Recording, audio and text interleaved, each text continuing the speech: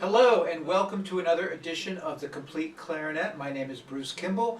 This is our third lesson. In today's lesson we're going to talk about how to hold the instrument, how to put it in your mouth. We're going to talk about the embouchure, the position of the reed, and we're going to get you going with making some sounds. Okay, firstly, right hand, thumb, goes under the thumb rest in back.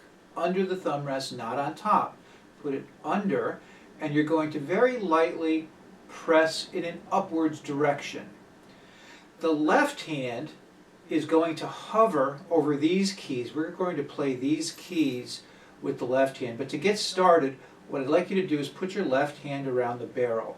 So you have your left hand around the barrel, your right hand thumb is under the thumb rest on the bottom joint, and we're going to put the instrument in our mouth. Now, we talked about the position of the mouthpiece last time, so we want the reed to touch our lower lip. We don't want, however, the teeth to touch the reed. So we're going to cushion the reed by placing our lip over our lower teeth like that. Okay? The top teeth are going to touch the top of the mouthpiece. So the top teeth are exposed. They can touch the top of the mouthpiece. That just gives you a little bit of security.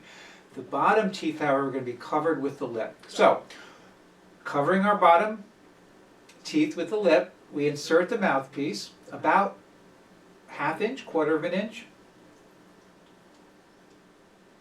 Then you seal the corners of your mouth by kind of drawing your muscles down as if you're saying ooh, ooh, ooh, ooh. You want these corners to be nice and tight so no air escapes. Once the clarinet's in your mouth, you have your embouchure, that's the position of your lips around the mouthpiece. You have your embouchure in place, nice tight corners. We're going to take a breath, not too big a breath, and we're going to blow into the instrument. We're going to release the wind. We're going to release the wind, and we're going to do it very gently. You don't want to do it too quickly or it's going to squeak.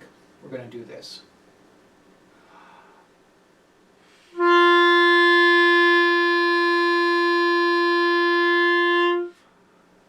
And notice, my shoulders did not go up. I didn't go, ah, like that. No. Keep your shoulders nice and relaxed. You breathe from down here.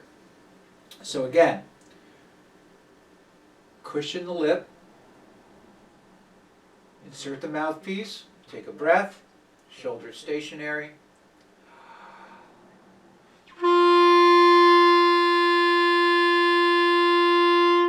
And release the wind into the mouthpiece. If you don't take enough mouthpiece in your mouth, you're going to close off the tip of the reed, and so no air will be allowed to go through. And this is what will happen. Nothing. No matter how hard you blow, if you don't have enough mouthpiece in the mouth, the reed won't be allowed to vibrate. We have to just cushion the reed a little bit, as we said, with the lower lip, so it can vibrate and make our sound. That's what creates the sound. On the flip side of that, if you put too much mouthpiece in your mouth, you're going to get a very big, raucous sound, which I don't think you want. It's going to sound something like this. Not a very pretty sound. So you have to balance it. You want to put about an inch of the mouthpiece in your mouth. Don't squeeze too hard. It's kind of a balance. You've got to learn to do it. Don't squeeze too hard, very gently. Big breath. Let's do it together. 1, 2, we're going to try to hold it for 4. Go. Then we're going to rest for 4, a little faster, do it again. Rest, 2, again, go. Very good, very good. Now, one quick thing before we stop is with the right hand, please don't get into the habit of touching this hand to the rod, or I've had some students curl it under like this and support the instrument that way. No, we're not using these fingers right now. However, it's very important to keep this hand free so it can move around.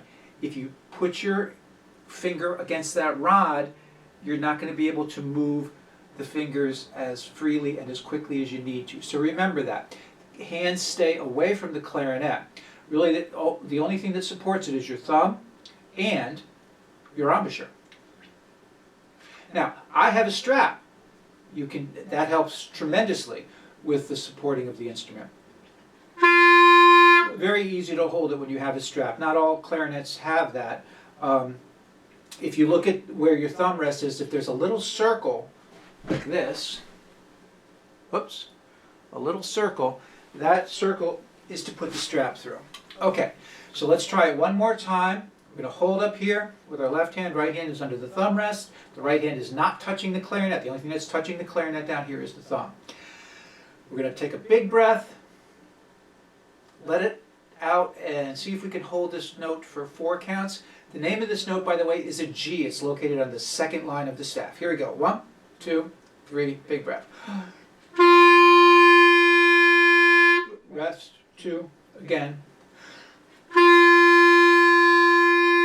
Very good, very good. So now you're off to the races. We've put the clarinet together, we've taken it out of the box, we've assembled it with the reed in lesson 2. We talked about the placement of the ligature in lesson 2. In this lesson we talked about the first steps in getting a tone, getting a sound. Next time I see you, we're going to work with this upper hand, with the upper joint, and we're going to learn 5 notes. C, D, E, F, and G. Okay? So we look forward to seeing you then. Thank you very much. Keep practicing.